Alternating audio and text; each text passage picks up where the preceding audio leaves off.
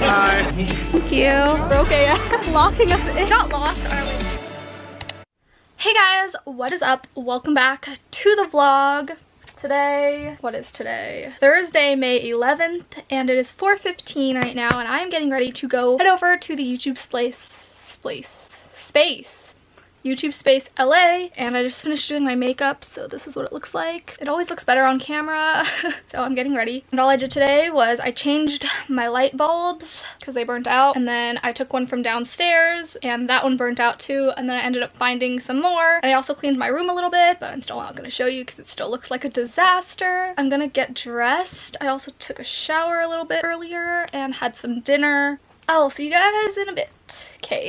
Okay guys, so I'm all ready now. I added a lipstick. It's Posy K from Kylie Cosmetics, if you were wondering. Now I'm gonna go. Okay. I got these fresh eyes, never seen you before. So I've made it to the YouTube space. I can never do this correctly. Okay, you saw it already.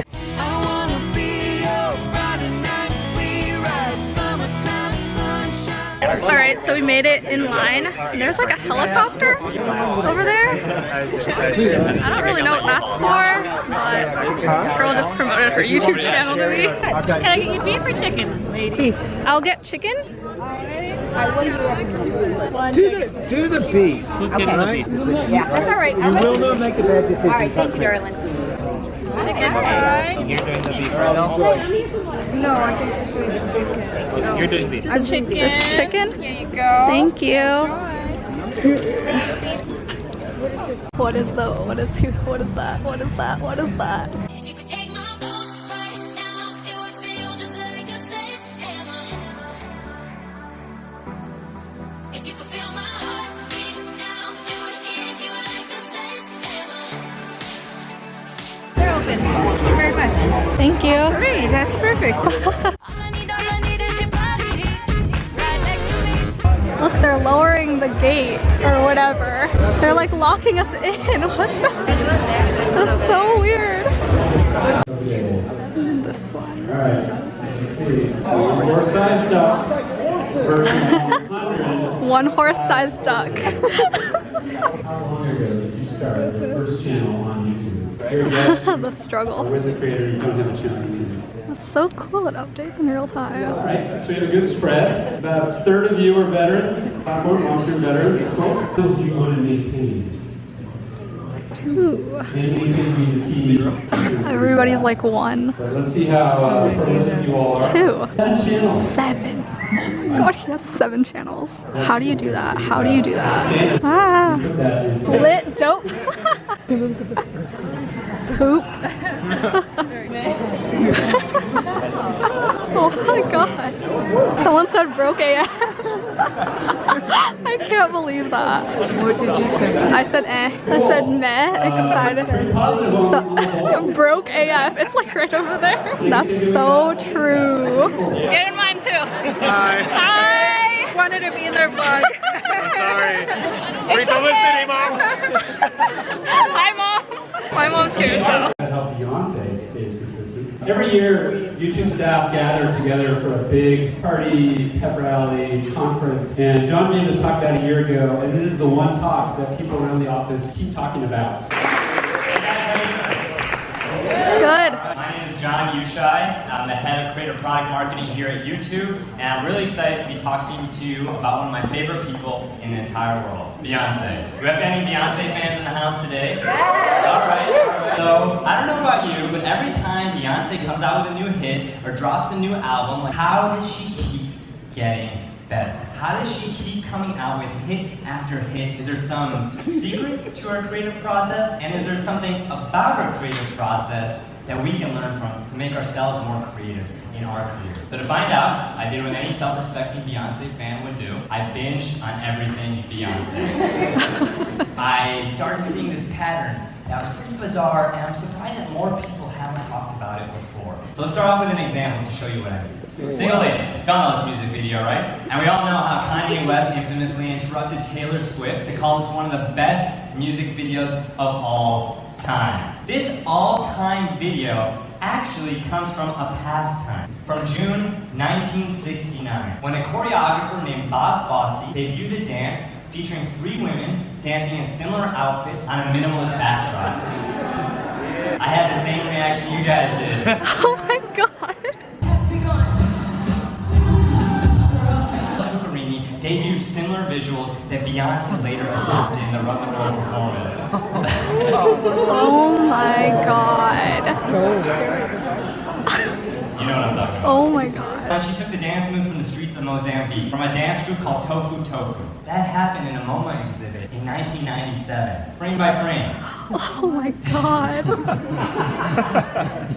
At this point I was reeling. I was like, oh my god, what is going on? Now to the accusations that Beyonce may have stolen her moves. It's called originality. You should try it sometime. That's There's some serious shade over there. Beyonce's not all about copy and paste. She's actually about copy with taste. How did Beyonce find those dance moves from Mozambique?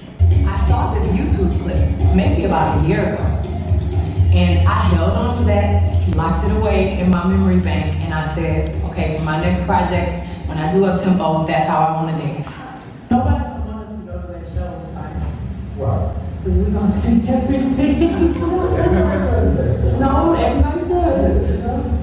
But we go and meet everybody, say, hey, great show, and then still live. I can't believe But this. the most amazing thing is that for Beyonce, creativity is not an individual process, it's a collective. Consider this. Remember those visuals from Italy, from Lorella Cuccarini? Those came from her makeup artist. It was her makeup artist who found those dance moves, showed them to Beyonce. And that shows that Beyonce is all about empowering everyone on her team, from her creative director to her choreographer to her makeup artist, to go out and find that inspiration for her art. She's not just about doing it herself, she's about empowering others to help with that creative process. So that's why critics who dismiss Beyonce, well, they kind of miss the point. Because if you had to put it on a spectrum of copy and paste to copy with taste, Beyonce falls over here. Make no mistake about it. She's about blending from many sources, Italy, Mozambique, to create a masterpiece. She's about exploring outside her industry, looking at art exhibits to then succeed within her industry, the music industry. And most importantly, she's about elevation, not imitation. This name Cogno debuted visuals look very similar. And here's the most amazing thing to consider, and it's the power of copy with taste. So Lorella took art from a Japanese artist a year before. Beyonce took that art from it, and you know, research backs up that this is part of a greater trend. The company and one of the most creative people I've met, and he's going to tell you a little bit about his career and all the fun stuff he's done. I am a cornerstone of YouTube, as everybody likes to say. Nobody's ever said that. Thanks, I appreciate that. I like that a lot. The subject today is how to sell and build your dream project. I work for YouTube Red. I oversee unscripted programs. I do have dreams, but I don't really focus on that because I tend to lose myself. And I lose myself, I forget about today. Today's almost like it never existed because I'm so lost in trying to achieve that. Double meaning. I both experiment on the platform and I experiment on the platform. I'm always trying to figure out how YouTube works, and I thought it was catchy if I called it the science of success. I thought you guys would be... Everyone wants success, right? I feel like it's funny being a YouTuber because we all do want success. I mean, nobody wants to make a video that no one watches, then what was the point of doing that? But you also don't want to be that person who's like, all I care about are the views and the subscribers, and because then it seems like your mission is hollow or something. But I don't think it's a bad thing to strive for success. And of course, we all need a certain amount of that to survive and to make our careers work. For me, this quote is a guiding quote from famous physicist Richard Feynman. It says, "The first principle is that you must not fool yourself, and you are the easiest person to fool." I look at this quote, and in the quote, Feynman is actually talking about science, talking about the process of science, but I think it's an approach that we should bring to all elements of our lives. And I think it's easy to fool yourself about your own life, about your own work. So to try to keep myself honest in this talk, I am bringing to you something that is incredibly truthful, which are the images and the video from my past. Taking an approach to my life, where no longer was I going to do the thing which was kind of a good strategic choice, but not honestly what I wanted to be doing. I was like 28 years old, and I thought, how could I spend my whole life never actually trying to go after this thing? I wanted a series of steps. I wanted film school, because I thought, all the careers that people can have, I want that clear set of steps. And so you get to the end, and then they hand you the paper, and then you get the job, and you do the thing, and it's like, yes, it's all laid out for you. But I had never actually just tried to do the thing. And so this was 2010, was my year of saying, Veritasium, this is what I stand for. I stand for only pursuing the things that I passionately want to do. As I said, you know, it felt too late to me. And I think for many people in this room, maybe now feels too late. You know what was happening back in 2010? This was an article in the newspaper in Sydney. Our Natalie, that is Natalie Tran, creator of Community Channel, is raking in $10,000 a year from YouTube. And I hadn't even started my channel yet. I thought, oh, I'm way late to this game, right? There's people already making 6 figures in it. Forget it, I'll never break in. It's way too late. This is 2011. Okay? But even today, I mean, this is data from 2015. The red here represents the hours that people are watching TV. Inner circle represents 16 to 24. So 16 to 24s are watching less TV, more online. But still, it's more than half TV. That little purple bit in the top, that's YouTube. This is the last 5 years of 18 to 24-year-old viewing habits. And if you look at TV, they're dropping 10 hours a week on average over the last 5 years. Thank the algorithm. I've spoken to them.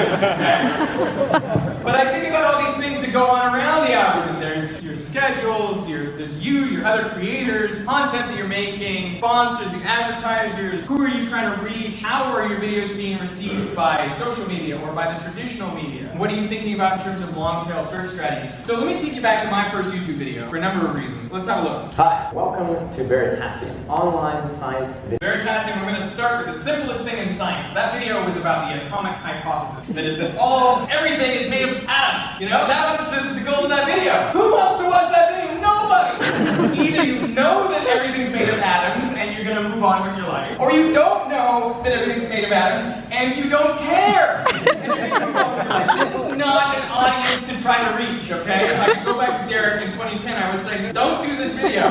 If this doesn't go big, I'm quitting. I thought to myself, before I started, I'm giving myself 6 months, a year, to see how this grows. I'm going to give myself a long time horizon. I had quit my job, so I was working like 40 hours, 50 hours, 60 hours a week on this YouTube channel, and I was trying to adapt. I was trying to work out how that black box worked. What sorts of inputs get amplified, what sort of inputs just get crushed. Try to take something away from that. Try to improve with every video. And be patient. Know that there's going to be a certain time horizon for that. And if you look at my earnings, I didn't even know how bad it was, but I looked at my earnings from my first 2 years working full-time on YouTube, and they amounted to, in total, $12,614.38. I was making $100K a year before this. Quit my job. One of the ways that really helped me develop was through collaboration. One of the ones I'm most proud of is with Destin, who makes a channel called Smarter Every Day. We tried to answer the question, does water actually swirl the opposite way in the southern hemisphere? So we set up these experiments on opposite sides of the globe. I was in Sydney, he was in Alabama. And then we made 2 videos, one to live on his channel, one to live on mine. You're meant to synchronize and watch at the same time.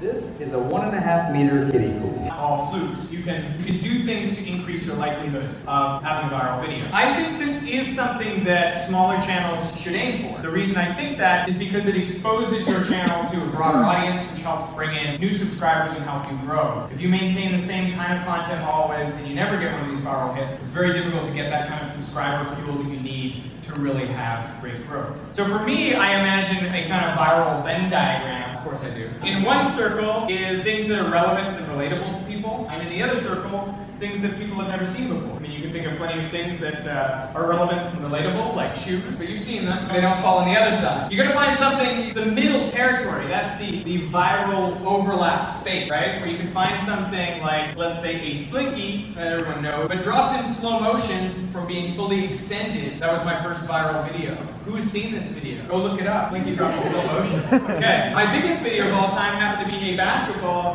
thrown off a dam with a little bit of backspin. Who's seen this video? Okay, so yeah, on my channel that video's done over 35 million views. On another channel it's done 37 million views, but through Content ID I can all that. Okay. I think the video's probably done over 100 million views across the web. And it's a pretty simple principle. Recently, some friends of mine went to the Gordon Dam in Tasmania, which is 126.5 meters or 415 feet high. Then they dropped a basketball over the edge. You can see that the basketball gets pushed around a bit by the breeze, but it lands basically right below where it was dropped. Now watch what happens when they drop another basketball, but this time with a bit of backspin. Whoa, look at that go!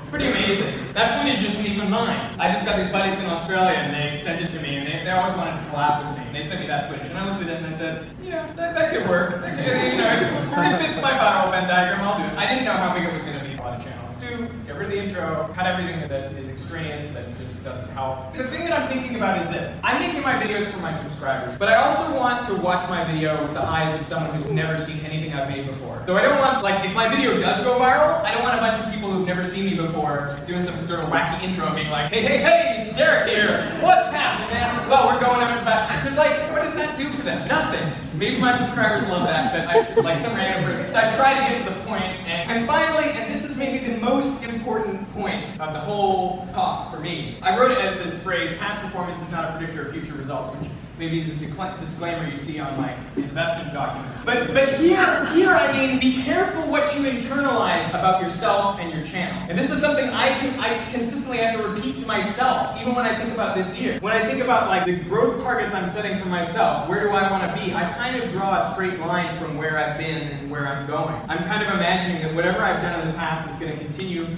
you know, in the same way in the future. And that's not necessarily true, both in a good way and a bad way. The bad way is if you're successful, it's not always going to be that way. But the good way is if you're not yet successful, it can happen. I mean, Kacy and I's stat has shown what can you do in a year and a half, right? You can freaking explode. But what do you have to do first? You have to change what you're doing. You have to be willing to experiment. So I consistently remind myself, like I've got this established channel and I can keep turning out videos in the same way that I've always been doing them and probably getting roughly the same or similar response. I gotta remind myself that that is not inherently the response of the system. It relies on my inputs always being the same. So if you're not getting a response that you like from the system, change the input. Experiment on YouTube.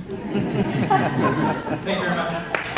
Doing makeup tutorials, haul videos, I've kind of been doing the same thing over and over and over again. And I got to a point where I was just kind of like, I don't want to do this anymore. This is no longer me. And when I started to refocus my attention on the things that I'm truly passionate about, that get me really excited, my audience loves it. You know, so now like my main focuses are home decor and just sharing life stories, connecting with people, which is what I initially got onto YouTube for. So I think it's very important to always stay true to yourself and reevaluate what you're into because you grow, you know? You grow as a person. Ben, what do you think? Creative slumps? I should mention I don't have a YouTube channel anymore. That actually, it's not work for YouTube. I don't have to. Did you fall into some like creative slump? Oh, just never pulled out of it. That's pretty much what happened. Once you get in that slump, just stay there, get a corporate job, and relax. Now, I mean, sometimes I do think it's like going to the gym or anything else. You do have to kind of make a schedule of it. I do think this maybe gets back to the other question, you know, about frequency and how much you upload. Again, it's easy to say because I don't have the channel anymore that I have to maintain every day. But, you know, a lot of it depends on what your goals are. If you're like looking to maintain a channel as like your source of income, then you're probably really concerned about how many videos you're putting up and how much money you're making from them. A lot of times, at least in the position I'm in now, it's sometimes like one amazing video that makes us think, oh, there's something special there. Let's meet with this person. There's so many stories on YouTube, success stories of, you know, Awkward going to HBO or Broad City going to Comedy Central or Good Neighbor guys all getting hired by Saturday Night Live, where it really had nothing to do with like millions of subs and billions of views. It was more about they were putting out videos when they thought they were good enough to put out, and then they had the quality there to actually build a career and basically use YouTube as more of a testing ground for creativity, which again, it's easy to say if some of you are full-time YouTube creators and trying to figure out how to make that your main source of income. But from the early stages, I will say there's a lot of great stories out there of people who didn't use YouTube at all for AdSense and revenue. It was much more of a way to find interesting gigs and show what they were capable of making. To that end, on the, you know, how do I get out of the creative rut, the advice I always gave people before was also just sometimes to make sure you're just putting stuff out there, because that was a mistake I think I made early on, was like just making something and putting it out there and feeling like, oh, it needs to be perfect, when ultimately it's by just continually putting stuff out there, even if it's not exactly the perfect piece, that you get better. I don't know, I hope that's not too cliche, but I do think it's true. A lot of people just never make that big idea because they just feel like it's, you know, it's not perfect yet, and sometimes it's better to go for it. I'm actually curious, how many people in the crowd right now are full-time YouTubers? This is what you do full-time. Amazing, wow. Derek, do you have any advice, or do we open up to other questions? No, I think those are good. Cool. Awesome. Try the fudge. What is it, fudge cake? Instead with coconut, so there's coconut. Ooh, that's good. Can I get more? Really? Alright, well I'm getting more. You guys, this is absolutely the cutest thing. I told him it was time to go to sleep and he came in my room and sat right here. Hi! So cute. I love you. Okay, so funny story. We got lost on our way back from YouTube Space. Also, this is the wristband they gave me for like my ticket or whatever. This is it. And I always save like wristbands and stuff like this. Oh my god! Oh my god. You have my heart forever and ever. Oh, you are so cute. I love you. I want to kiss you, but I don't want to get lipstick. Oh my god, that is the cutest face. Can I take a picture? Wait, Fluffy? Fluffy? Never mind. Anyways, funny story, we got lost. We ended up going to Santa Clarita. Somehow we missed the divide of the freeways or something. We got lost. That was fun. It is now 10:55 and we just got home. Now I gotta take off all this makeup and go to bed. So I'm going to say goodnight to you guys. I hope you guys enjoyed this vlog. It was super fun going to the YouTube space for the first time ever. The food was interesting. I think it was called like an Aussie pie, so like an Australian pie. So that was super interesting to try. It was just very inspirational, like all the creators talking and all the speeches and everything were just super inspiring, and I'm just feeling inspired to just keep going with my YouTube channel, keep making videos because I love it, and I like genuinely do love it when you see numbers and you see like people that started at the same time that you did growing like faster than you. It's kind of a little bit discouraging. Enough of that. I'm going to go to bed now. I hope you guys enjoyed the vlog. Give it a thumbs up and subscribe to my channel. I love you guys so much, and I will see you guys tomorrow. Bye.